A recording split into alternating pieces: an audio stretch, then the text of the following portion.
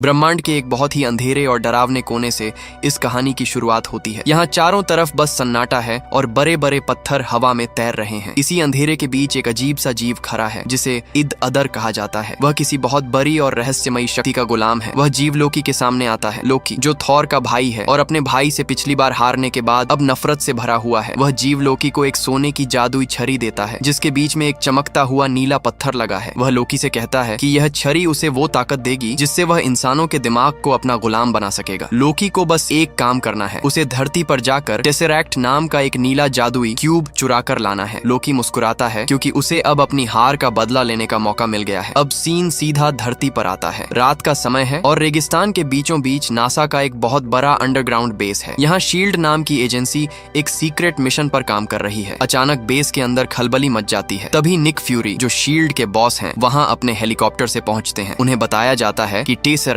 जो एक कांच के बक्से में बंद था अचानक से अजीब हो गया है। वह खुद ब खुद चमकने लगा है और उससे खतरनाक एनर्जी निकल रही है। डॉक्टर सेल्विक जो उस पर रिसर्च कर रहे थे घबराए हुए हैं क्योंकि मशीन उनके काबू से बाहर हो गई है। निक फ्यूरी बेस को खाली करने का आदेश देते हैं लेकिन तब तक बहुत देर हो चुकी थी। टेसरैक्ट से एक जोरदार नीली रोशनी निकलती है और कमरे के बीचों बीच एक पोर्टल खुल जाता है। उस धुएं और रोशनी के बीच से लोकी बाहर निकलता है। उसके हाथ में वही जादुई छड़ी है। शील्ड के गार्ड्स उसे रोकने की कोशिश करते हैं लेकिन लोकी की फुर्ती और जादुई ताकत के आगे कोई नहीं टिक पाता। वह अपनी छड़ी से बिजली जैसी किरणें छोड़ता है और पल भर में सबको ढेर कर देता है। तभी शील्ड का सबसे खतरनाक एजेंट क्लिंट बार्टन यानी हॉकाई वहां पहुंचता है। लोकी उसे मारता नहीं है बल्कि अपनी जादुई छड़ी हॉकाई के दिल पर लगा देता है। देखते ही देखते हॉकाई की आंखें नीली हो जाती हैं और वह लोकी का गुलाम बन जाता है। लोकी टेसरैक्ट को चुरा लेता है और फ्यूरी को घायल करके वहां से भाग जाता है। पीछे पूरा बेस फटने वाला होता है क्योंकि टेसरैक्ट की एनर्जी ने धरती के अंदर धमाका कर दिया है। निक फ्यूरी किसी तरह बचते हैं और समझ जाते हैं कि अब मामला उनके बस का नहीं है। वे तुरंत अपनी टीम को बुलाने का फैसला करते हैं जिसे एवेंजर्स कहा जाता है। सबसे पहले कहानी पहुंचती है रूस के एक पुराने गोदाम में। यहाँ नताशा रोमनॉफ यानी ब्लैक विडो को कुछ गुंडों ने कुर्सी से बांध रखा है और वे उसे पीट रहे हैं। गुंडों को लग रहा है कि उन्होंने नताशा को फंसा लिया है लेकिन असल में नताशा उनसे बातें उगलवा रही थी। तभी उसे एजेंट कोल्सन का फोन आता है कि हॉकाई खतरे में है। बार्टन का नाम सुनते ही नताशा का दिमाग घूम जाता है। वह कुर्सी से बंधे बंधे ही उन गुंडों की ऐसी धुलाई करती है कि वे अपनी जान की भीख मांगने लगते हैं। वह सबको धूल चटाकर वहां से निकल पड़ती है। उसका अगला काम है डॉक्टर ब्रूस बैनर को ढूंढना। अब कैमरा सीधा भारत के कोलकाता की तंग और भीड़ भाड़ वाली गलियों में आता है। यहाँ डॉक्टर ब्रूस बैनर एक मसीहा बनकर रह रहे हैं और गरीब लोगों का मुफ्त इलाज कर रहे हैं। वे दुनिया से छिपकर यहाँ इसलिए आए हैं ताकि उन्हें गुस्सा न आए, क्योंकि अगर उन्हें गुस्सा आया तो वे हल्क में बदल जाएंगे जो पूरी दुनिया तबाह कर सकता है। नताशा उन्हें एक सुनसान झोपड़ी में बुलाती है। वहाँ शील्ड के सैकड़ों जवान हथियारों के साथ छिपे हुए हैं। नताशा बैनर को टेसरैक्ट की फोटो दिखाती है और कहती है कि हमें आपकी ताकत की नहीं बल्कि आपके दिमाग की जरूरत है ताकि आप उस डिब्बे से निकलने वाली किरणों को ट्रैक कर सकें। बैनर थोड़े चिड़चिड़े हो जाते हैं और जवानों को डरा देते हैं लेकिन बाद में वे नताशा के साथ चलने के लिए मान जाते हैं। उधर निक फ्यूरी खुद जाते हैं स्टीव रॉजर्स यानी कैप्टन अमेरिका के पास। स्टीव एक जिम में अपनी पंचिंग बैग को इतनी जोर से मार रहे हैं कि वह फट जाता है। वे अभी भी अपनी पुरानी दुनिया की यादों में खोए हुए हैं क्योंकि वे 70 साल तक बर्फ में जमे हुए थे। फ्यूरी उन्हें टेसरैक्ट के बारे में बताते हैं और याद दिलाते हैं कि यह वही शक्ति है जिससे उन्होंने सालों पहले लड़ाई लड़ी थी। स्टीव अपनी जिम्मेदारी समझते हैं और फिर से अपनी ढाल उठाने को तैयार हो जाते हैं। इसके बाद हम देखते हैं टोनी स्टार्क यानी आयरन मैन को जो समुद्र के नीचे जाके कुछ टूटी हुई पाइप्स को रिपेयर कर रहे होते। रिपेयर करने के बाद टोनी अपने बुर्ज खलीफा जैसे बिल्डिंग स्टार्क टावर के ऊपर जाते हैं जहां उनके शूट को उनके रोबोट बहुत ही आसानी से निकाल देते हैं। वहीं पर हम मिलते हैं मिसेस पॉट्स से जो टोनी की जान जहान सब कुछ है। टोनी और पॉट्स एंजॉय कर ही रहे थे तभी वहां एजेंट फील आ जाता है और वो टोनी स्टार्क को एक लैपटॉप देता है। उस लैपटॉप में नताशा, कैप्टन अमेरिका और हल्क का पुराना वीडियो होता है।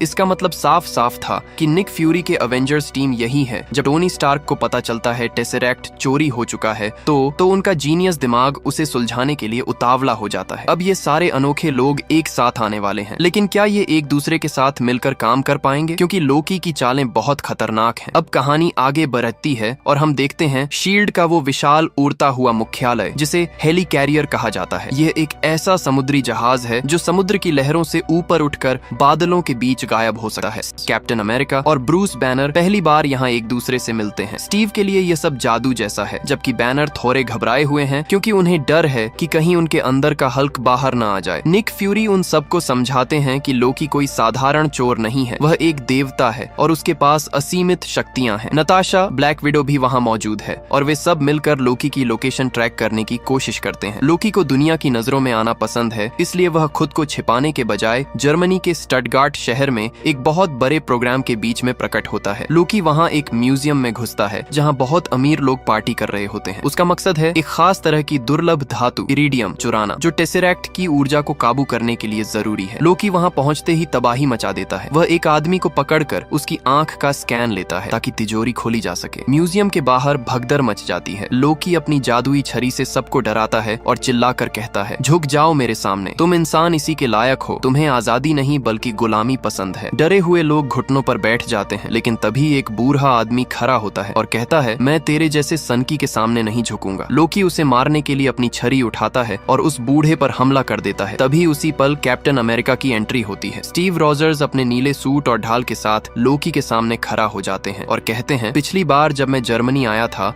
तब भी एक आदमी यानी हिटलर यही सब कह रहा था और हम सब ने देखा कि उसका क्या अंजाम हुआ। लोकी और कैप्टन के बीच जबरदस्त फाइट शुरू हो जाती है। लोकी की ताकत बहुत ज्यादा है, वह कैप्टन को धूल चटाने लगता है। तभी आसमान में एक तेज संगीत गूंजता है और लोकी के ऊपर हमला होता लोकी पीछे जा गिरता है। टोनी स्टार्क अपने चमकते हुए सूट में उतरते हैं और अपनी सारी मिसाइलें लोकी की तरफ तान देते हैं। टोनी मजाक में कहते हैं, चलो रॉक स्टार, अब सरेंडर कर दो। लोकी समझ जाता है कि अभी लड़ना समझदारी नहीं है, इसलिए वह अपने हाथ ऊपर कर लेता है। शील्ड की टीम लोकी को पकड़कर अपने जेट में बैठा लेती है। जेट में टोनी स्टार्क और स्टीव रॉजर्स के बीच पहली बार बातचीत होती है जो बहस में बदल जाती है। टोनी को स्टीव पुराने जमाने के लगते हैं और स्टीव को टोनी बहुत घमंडी। तभी अचानक मौसम बिगड़ने लगता है, जोर जोर से बिजली कड़कने लगती है। नताशा कहती है कि यह साधारण तूफान नहीं है। तभी जेट की छत पर किसी के गिरने की आवाज आती है। दरवाजा खुलता है और अंदर आता है एक हाथ में हथौड़ा लिए लंबा चौड़ा आदमी।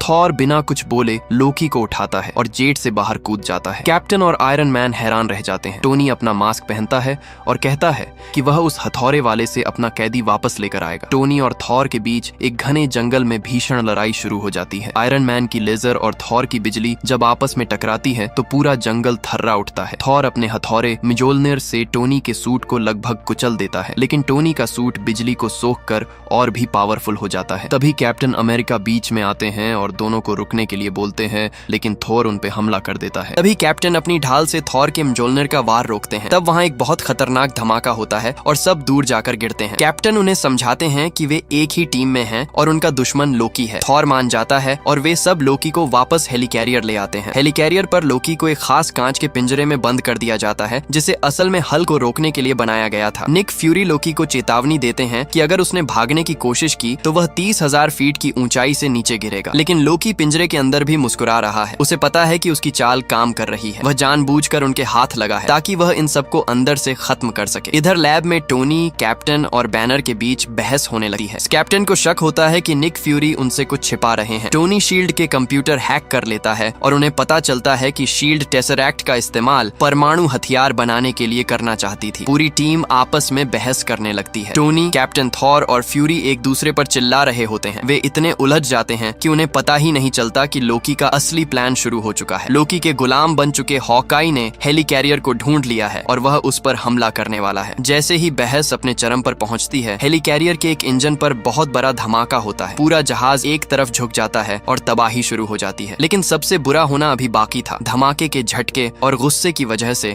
डॉक्टर ब्रूस बैनर का खुद पर काबू खत्म हो जाता है। उनकी आंखें हरी होने लगती हैं और पूरी टीम के सामने पहली बार हल्क बाहर आने वाला है। धमाके के झटके से डॉक्टर ब्रूस बैनर और नताशा नीचे एक पाइपों वाले कमरे में जा गिरे थे। बैनर दर्द से कराह रहे थे, उनका शरीर कांप रहा था और नताशा समझ गई थी कि अब बहुत देर हो चुकी है। बैनर की आंखें पूरी तरह हरी हो चुकी थीं और उनकी खाल फटने लगी थी। नताशा चिल्लाती है, डॉक्टर खुद पर काबू रखिए, हम ठीक हैं। लेकिन वहाँ अब कोई डॉक्टर नहीं था। एक जोरदार दहाड़ गूंजती है और डॉक्टर बैनर की जगह एक विशाल, खूंखार और गुस्से से भरा हरा राक्षस खड़ा हो जाता है। हल्क अपना आपा खो चुका था। उसे समझ नहीं आ रहा था कि दोस्त कौन है और दुश्मन कौन। वह नताशा पर हमला करता है। नताशा, जो दुनिया की सबसे बेहतरीन जासूस है, वह भी हल्क के खौफ से थर थर कांपने लगती है। वह संकरी गलियों और पाइपों के बीच भागती है, जबकि हल्क लोहे की दीवारों को कागज की तरह फाड़ते हुए उसके पीछे आता है। ठीक उसी पल जब हल्क नताशा को पकड़ने वाला होता है, थॉर बीच में कूद पड़ता है। थॉर हल्क को कंधे से टक्कर मारता है और उसे एक लैब के कमरे में ले जाता है। थॉर अपने हाथ बढ़ाता है और उसका म्योलनिर उसके पास आ जाता है। वह हल्क के मुंह पर एक जोरदार वार करता है, लेकिन हल्क को उससे और ज्यादा गुस्सा आ जाता है। वह थॉर को उठा उठाकर पटकने लगता है। उधर जहाज के बाहर का नजारा और भी बुरा था। इंजन नंबर 3 पूरी तरह रुक चुका था और विशालकाय हेलिकैरियर समुद्र की तरफ गिरने लगा था। निक फ्यूरी चिल्लाकर आदेश देते हैं कि इंजन को तुरंत ठीक करो वरना हजारों लोग मारे जाएंगे। टोनी स्टार्क और कैप्टन अमेरिका अपनी आपसी बहस भूलकर एक साथ काम करने निकल पड़ते हैं। टोनी अपने सूट की मदद से पंखे के अंदर घुसता है ताकि उसे धक्का देकर फिर से चालू कर सके, जबकि कैप्टन को बाहर के पैनल पर जाकर तारों को जोड़ना था। यहाँ इन दोनों के बीच पहली बार वो तालमेल दिखता है जो एक टीम के लिए जरूरी है। टोनी चिल्लाता है, कैप वो लीवर खींचो। कैप्टन बिना डरे गोलियों की बौछार के बीच कूदते हैं और इंजन को चालू करने में मदद करते हैं। टोनी को उस विशाल पंखे के ब्लेड्स के बीच अपनी जान जोखिम में डालनी पड़ती है ताकि जहाज हवा में बना रहे। इसी बीच लोकी का गुलाम बना हॉकाई अपने छोटे जहाजों के साथ हेलिकैरियर पर लगातार गोलियां बरसा रहा था। उसका निशाना सीधा निक फ्यूरी के केबिन पर था। नताशा किसी तरह हल्क से बचकर बाहर निकलती है और हॉकाई का सामना करने जाती है। यहाँ दो पुराने दोस्तों के बीच जंग होती है। नताशा जानती है कि हॉकाई उसका दुश्मन नहीं है, बस उसके दिमाग पर लोकी का कब्जा है। वह हॉकाई को सिर पर एक जोरदार चोट मारती है। यह चोट इतनी सटीक थी कि लोकी का जादुई असर टूट जाता है, पर असली त्रासदी अभी लोकी के पिंजरे के पास होनी बाकी थी। लोकी ने बहुत ही चालाकी से थॉर को उसी कांच के पिंजरे में फंसा दिया जो कभी हल्क के लिए बना था। एजेंट फिल कोल्सन, जो कैप्टन अमेरिका के बहुत बड़े फैन थे और एक बहुत ही नेक इंसान थे, लोकी को रोकने के लिए एक प्रोटोटाइप गन लेकर पहुंचते हैं। वे लोकी को पीछे से ललकारते हैं, लेकिन लोकी अपनी मायावी शक्ति से उनके पीछे प्रकट होता है और अपनी जादुई हथियार सीधे कोल्सन के सीने के पार कर देता है। थॉर बेबसी में चिल्लाता रह जाता है। उसके बाद लोकी एक बटन दबाता है और थॉर वाला वो पिंजरा 30,000 फीट की ऊंचाई से नीचे गिरने लगा है। लोकी वहां से एक जेट लेकर भाग निकलता है। निक फ्यूरी कोल्सन के पास पहुंचते हैं, लेकिन बहुत देर हो चुकी थी। कोल्सन अपनी आखिरी सांसें लेते हुए कहता है, सर ये सब ठीक है, एवेंजर्स को एक झटके की जरूरत थी ताकि वे एक साथ आ सकें। कोल्सन की मौत पूरी टीम के लिए एक सदमा थी। निक फ्यूरी खून से सने हुए कैप्टन अमेरिका के ट्रेडिंग कार्ड्स जो कोल्सन के थे टेबल पर रखते हैं। टोनी और कैप्टन एक मेज पर खामोश बैठे होते हैं। वे हार चुके थे। लोकी भाग गया था, टेसरैक्ट उसके पास था, टीम बिखरी हुई थी और उनका एक साथी मर चुका था। टोनी स्टार्क को अचानक समझ आता है कि लोकी ने उन्हें सिर्फ हराया नहीं है बल्कि उन्हें एक पहेली की तरह सुलझा लिया है। वह सोचता है कि लोकी अब कहाँ जाएगा। उसे याद आता है कि लोकी एक घमंडी देवता है। उसे दुनिया के सामने अपनी जीत का जश्न मनाना है। वह ऐसी जगह जाएगा जहाँ से पूरी दुनिया उसे देख सके। टोनी चिल्लाकर कहता है, वो स्टार्क टावर जा रहा है। टोनी अपना टूटा फूटा सूट पहनता है और न्यूयॉर्क की तरफ उड़ान भरता है। स्टीव, नताशा और हॉकाई, जो अब ठीक हो चुका था, एक जेट लेकर उसके पीछे निकलते हैं। अब जंग शुरू होने वाली थी। न्यूयॉर्क पर जहाँ आसमान खुलने वाला था और एक ऐसी फौज आने वाली थी जिसे धरती ने पहले कभी नहीं देखा था। न्यूयॉर्क का आसमान बिल्कुल साफ था, लेकिन स्टार्क टावर की छत पर मौत का सामान तैयार हो रहा था। डॉक्टर सेल्विक, जो अभी भी लोकी के जादू के असर में थे, उन्होंने उस मशीन को चालू कर दिया था जिसमें टेसरैक्ट लगा हुआ था। टोनी स्टार्क सबसे पहले वहां पहुंचते हैं। उनका सूट लड़ाई की वजह से काफी खराब हो चुका था। टोनी अपने टावर के अंदर जाते हैं और लोकी से आमने सामने बात करते हैं। टोनी उसे डराने के बजाय उसका मजा लेने लगते हैं। टोनी कहते हैं, तुमने यहाँ आकर बहुत बड़ी गलती कर दी। तुम्हारे पास सेना होगी, तुम देवता होगे, लेकिन हमारे पास एक टीम है जिसे हम एवेंजर्स कहते हैं। लोकी कहता है कि उसने तो टीम को अंदर से खत्म कर दिया है। फिर स्टार्क बोलता है, हमारी टीम को तो तुम्हारा बाप भी नहीं खत्म कर सकता, तू क्या करेगा। लोकी चिढ़कर टोनी के सीने पर अपने जादुई हथियार से हमला करता है, लेकिन टोनी के दिल में लगा हुआ आर्क रिएक्टर उस जादू को अंदर जाने से रोक देता है। लोकी हैरान रह जाता है। वह टोनी को वहां से नीचे फेंक देता है। टोनी हजारों फीट की ऊंचाई से नीचे गिर रहे होते हैं, लेकिन तभी उनका नया मार्क 7 सूट उड़कर आता है और हवा में ही उनके शरीर पर फिट हो जाता है। आयरन मैन वापस ऊपर आते हैं और लोकी को एक जोरदार टक्कर मारते हैं, पर तभी आसमान में एक धमाका होता है। टेसरैक्ट से निकली नीली रोशनी बादलों को चीरकर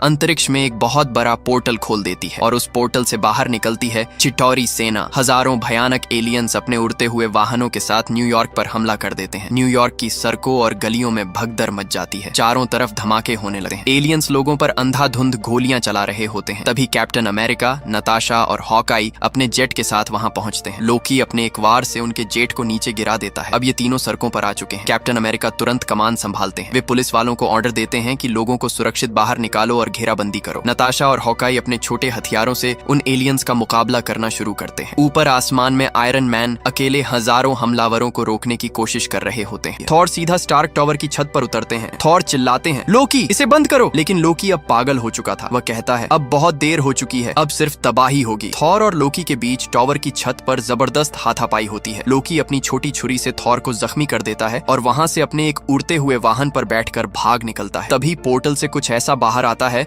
जिसे देखकर सबकी सांसें रुक जाती हैं। वह एक विशालकाय उड़ता हुआ लेवियाथन था, एक मरे हुए सांप जैसा दिखने वाला हजारों टन भारी एलियन जहाज जो इमारतों को ऐसे तोड़ रहा था जैसे वे खिलौने हों। टीम पूरी तरह घबरा जाती है। टोनी कहते हैं हल्क को बुलाने का इससे अच्छा वक्त नहीं होगा। और तभी एक पुरानी फटी हुई बाइक पर सवार होकर डॉक्टर ब्रूस बैनर वहां पहुंचते हैं। वे बिल्कुल शांत लग रहे थे। कैप्टन अमेरिका उनसे कहते हैं, डॉक्टर अब वक्त आ गया है कि आप गुस्सा हो जाएं। बैनर मुस्कुराते हैं और कहते हैं, कैप, मेरा यही तो राज है, मैं हमेशा ही गुस्से में रहता हूँ। और कहते ही बैनर अचानक उस विशाल हल्क में बदल जाते और उस विशालकाय उड़ते हुए एलियन जहाज के मुंह पर एक ऐसा मुक्का मारता है कि वह जहाज वहीं पलट जाता है। पहली बार पूरी team iron man, captain America, Thor, Hulk, black window और हॉकाई एक घेरे में एक दूसरे के साथ खड़े होते हैं। कैप्टन अमेरिका अब लीडर की तरह सबको काम बांटते हैं। वे कहते हैं, स्टार्क तुम ऊपर का मोर्चा संभालो, थॉर तुम पोर्टल के पास बिजली से उन्हें रोको, हॉकाई तुम छत से सब पर नजर रखो, नताशा तुम मेरे साथ रोड पर रहोगी, और हल्क बस सबको कुचल डालो। हल्क एक डरावनी मुस्कान देता है और एक लंबी छलांग मारकर इमारतों पर चढ़ जाता है। जंग अब अपने चरम पर थी। हजारों एलियंस नीचे गिर रहे थे और एवेंजर्स की टीम उन्हें हर जगह धूल चटा रही थी। न्यूयॉर्क अब एक जंग का मैदान बन चुका था और ये 6 लोग पूरी दुनिया और उस हजारों साल पुरानी सेना के बीच दीवार बनकर खड़े थे। मैदान सज चुका था। उधर आसमान में आयरन मैन ने मोर्चा संभाल रखा था। वे अपनी जादुई रफ्तार से पोर्टल के आसपास चक्कर लगा रहे थे और अपनी लेजर मिसाइलों से छोटे छोटे एलियन जहाजों को हवा में ही खत्म कर रहे थे। टोनी चिल्लाते हैं, जार्विस और कितनी सेना बाकी है? जार्विस जवाब देता है, सर वे खत्म होने का नाम ही नहीं ले रहे। तभी थॉर स्टार्क टावर की सबसे ऊंची चोटी पर पहुंचते हैं। वे अपना म्योल्निर आसमान की तरफ उठाते हैं और बादलों से इतनी भयंकर बिजली खींचते हैं कि पूरा न्यूयॉर्क चमक उठता है। थॉर उस बिजली को सीधा उस नीले पोर्टल की तरफ छोड़ देते हैं। हजारों एलियंस जो पोर्टल से बाहर निकल रहे थे वे उस बिजली के झटके से वहीं राख हो जाते हैं। लेकिन दुश्मन बहुत ज्यादा थे। कुछ एलियन दस्ते राइडों पर आम लोगों को निशाना बनाने लगते हैं। यहाँ कैप्टन अमेरिका और नताशा की जोड़ी कमाल दिखाती है। कैप्टन अपनी ढाल से एलियंस की गोलियां रोकते हैं और उसे किसी चक्र की तरह फेंककर दुश्मनों के सिर कलम कर देते हैं। इसी बीच हॉकाई एक ऊंची बिल्डिंग की छत पर अपना डेरा जमा लेते हैं। उनके तरकश में हर तरह के तीर थे, धमाका करने वाले, जाल बिछाने वाले और बिजली बिखेरने वाले। वे बिना देखे भी पीछे से आ रहे एलियंस को सटीक निशाना बना रहे थे। हॉकाई रेडियो पर टोनी को बताते हैं कि दुश्मन किस गली से आ रहे हैं। लेकिन तभी एक और मुसीबत आती है। पोर्टल से 2 और लेवियाथन बाहर निकलते हैं। टोनी कहते हैं, ये तो खत्म ही नहीं हो रहे, मुझे इनका कुछ करना होगा। टोनी उन विशाल जहाजों को अपने पीछे लगाते हैं और उन्हें शहर की तंग गलियों में ले जाते हैं जहां हल्क फाइट कर रहा होता है। हल्क उन जहाजों पर चढ़ जाता है और अपने हाथों से उनके लोहे के कवच को फाड़ देता है। जंग के बीच में नताशा को एहसास होता है कि सिर्फ सड़कों पर लड़ने से काम नहीं चलेगा, उन्हें उस पोर्टल को बंद करना होगा। वह कैप्टन से कहती है, मुझे ऊपर जाना होगा। कैप्टन अपनी ढाल को नीचे झुकाते हैं। नताशा उस पर दौड़कर छलांग लगाती है और कैप्टन उसे हवा में उछाल देते हैं। नताशा एक उड़ते हुए एलियन वाहन को पकड़ लेती है और बड़ी मुश्किल से स्टार्क टावर की छत की तरफ बढ़ने लगती है। तभी लोकी, जो अपने वाहन पर बैठकर तबाही का मजा ले रहा था, हॉकाई की नजर में आ जाता है। हॉकाई एक तीर चलाता है जिसे लोकी हवा में ही पकड़ लेता है और मुस्कुराता है। लेकिन उसे नहीं पता था कि वह तीर फटने वाला है। एक जोरदार धमाका होता है और लोकी सीधा स्टार्क टावर के अंदर जा गिरता है। लोकी गुस्से में खड़ा होता है, लेकिन तभी उसके सामने हल्क आ जाता है। लोकी अपनी दैवीय शान में चिल्लाता है, बस बहुत हुआ, मैं एक देवता हूँ, तुम जैसे जानवर के सामने नहीं झुकूंगा। लोकी अभी अपनी बात पूरी भी नहीं कर पाया था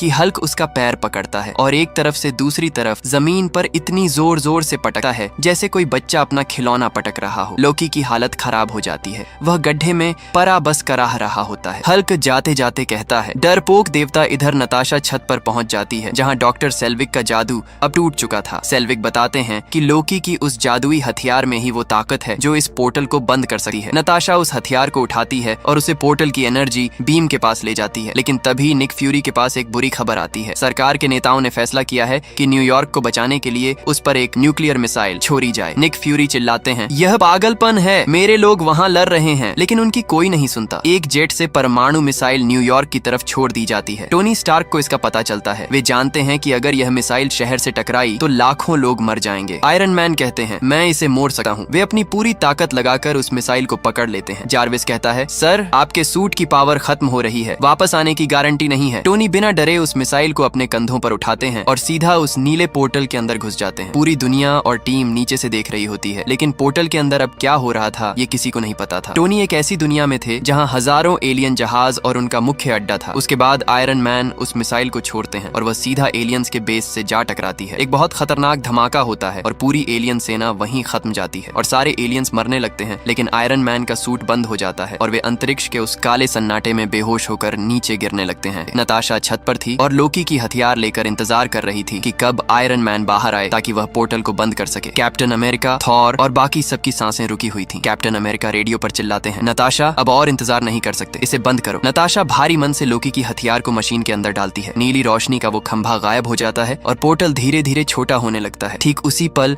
जब पोर्टल लगभग बंद होने ही वाला था, ऊपर से एक छोटा सा लाल और सुनहरा बिंदु गिरता हुआ दिखाई देता है। वह टोनी थे, लेकिन खुशी की बात ये नहीं थी क्योंकि टोनी का सूट बंद हो चुका था। लेकिन तभी हल्क अपनी फुर्ती दिखाता है। हल्क एक इमारत से दूसरी इमारत पर कूदता है और हवा में ही टोनी को पकड़ लेता है। हल्क टोनी को लेकर सड़कों पर उतरता है और उन्हें धीरे से जमीन पर लिटा देता है। थॉर और कैप्टन द्वारकर वहां पहुंचते हैं। टोनी की आंखें बंद थीं और उनके सीने का आर्क रिएक्टर बुझ चुका था। कैप्टन को लगता है कि उन्होंने अपने दोस्त को खो दिया है। चारों तरफ मातम छा जाता है। तभी हल्क एक जोरदार दहाड़ मारता है जिसकी गूंज से टोनी हड़बड़ा कर जाग जाते हैं। टोनी आंखें खोलते ही मजाक में कहते हैं, अरे ये क्या हुआ, किसी ने मुझे किस तो नहीं किया? पूरी टीम की जान में जान आती है। टोनी पूछते हैं, क्या हम जीत गए? चलो अब छुट्टी लेते हैं, मैंने पास में ही एक शौरमा की दुकान देखी थी, चलो वहीं खाते हैं। जंग खत्म हो चुकी थी लेकिन तबाही के निशान अभी भी बाकी थे। टीम वापस स्टार्क टावर की छत पर पहुंचती है जहां लोकी अभी भी उस गड्ढे में परा कराह रहा था। लोकी जैसे ही होश में आता है और ऊपर देखता है, उसके सामने छहों एवेंजर्स खड़े थे, तैयार और गुस्से में। हॉकाई ने अपना धनुष लोकी की तरफ तान रखा था। लोकी धीरे से कहता है, अगर बुरा न मानो तो मैं अब वो ड्रिंक लेना चाहूंगा। लोकी हार चुका था। अगले कुछ दिनों में दुनिया का नजारा बदल गया। टीवी पर हर जगह इन चमत्कारी नायकों की बातें हो रही थी। कुछ लोग इन्हें भगवान मान रहे थे तो कुछ इन्हें खतरे की घंटी। लेकिन निक फ्यूरी जानते थे कि उन्होंने जो किया वह सही था। सेंट्रल पार्क के बीचों बीच पूरी टीम आखिरी बार इकट्ठा होती है। थॉर टेसरैक्ट को एक आंच के डिब्बे में रखते हैं और लोकी के मुंह पर पट्टी बांधकर उसे जंजीरों में जकड़ लेते हैं। थॉर टेसरैक्ट की शक्ति का इस्तेमाल करके लोकी के साथ वापस अपनी दुनिया एसगार्ड चले जाते हैं